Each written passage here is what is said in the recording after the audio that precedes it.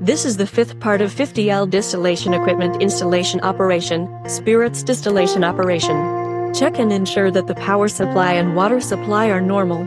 Check whether the connection pipe is well sealed, whether the valves are normally opened, and whether the exhaust valve is locked. Check and ensure that the jacket does not leak oil. Observe the jacket sight glass before distillation.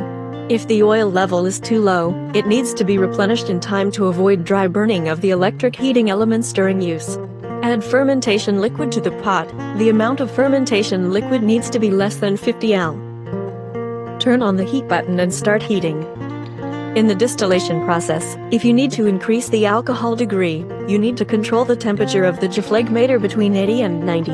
The specific temperature depends on the distiller.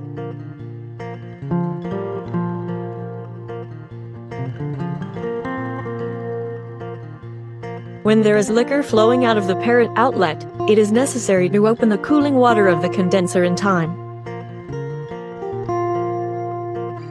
In the distillation process, it is necessary to take a sample to detect the alcohol content.